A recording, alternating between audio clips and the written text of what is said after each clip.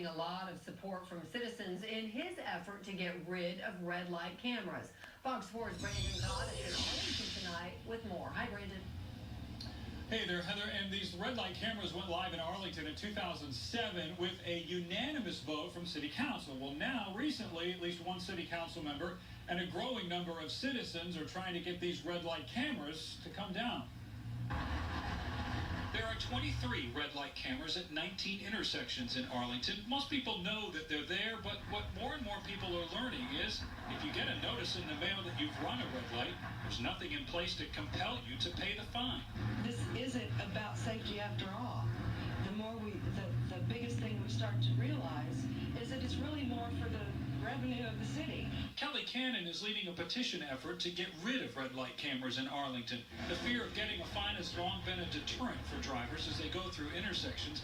But she says since the city can't actually force people to pay the $75 because it's a civil offense and not criminal, then what's the point? It's not fair to people who get there, who have to pay those tickets only because they don't know any better. Councilman Robert Rivera will be asking the City Council to consider phasing the cameras out. This summer, Tarrant County refused to help the city enforce payment of red light camera fines, leaving no consequence to you on your insurance or driving record if you just ignore it. Information Michael Gilbert wishes he would have known when he paid his fine back in April. It doesn't matter. They're not enforcing the law, so there's no incentive for me to pay it.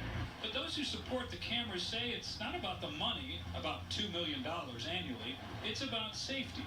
For instance, this year already, there have been 81,884 violations. At intersections where there's a red light, the police department reports total red light crashes last year dropped 32% from 2012.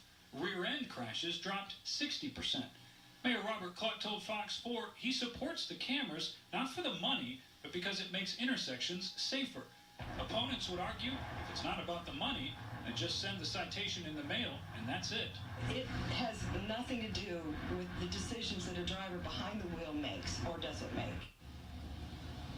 This, of course, is going to be an uphill battle. Rivera right now is the only councilman who has gone on record saying that he wants the cameras down. Plus, the city did sign a long-term contract with the vendor, so they'd have to wait for that to expire before they were able to do anything. Heather? All right, so then, Brandon, if people don't pay their red light fines, what happens to them? What happens? Well, they could have letters or emails from a collection agency, but again, the collection agency wouldn't necessarily be able to enforce that. And so there's really not much teeth in it, so to speak, in all of this. So, and again, people are kind of pointing that as the reason why they want these down. Yeah, make sure, because if there's nothing to it, why would you pay? I mean, if you ran the red light, I guess you should, but yeah, it kind of makes you wonder. All right, stuff to figure out. Brandon, thank you.